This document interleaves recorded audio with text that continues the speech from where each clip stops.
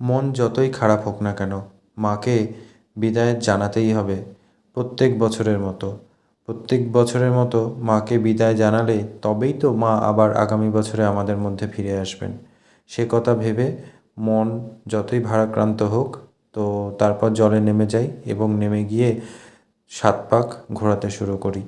আর ঘোরাতে ঘোরাতে মনে করি যে মা, তুমি আমাদের মধ্যে আগামী বছর সুষ্ঠুভাবে ভালোভাবে এসো। এই বছর অনেক খিচিমিচির মধ্যে দিয়ে, অনেক ঝামেলা সমস্যার মধ্যে দিয়ে তোমার আরাধনা করেছি। আগামী বছর যেন সেই সমস্ত ঝামেলা সমস্ত কিছু দূর হয়ে যায়। যাই হোক, মা সবাইকে ভালো রাখো, বিদ্যা দাও, বুদ্ধি দাও। আগামী বছরও তুমি ভালোভাবে এসো, এই কামনা করে, এই প্রার্থনা করি।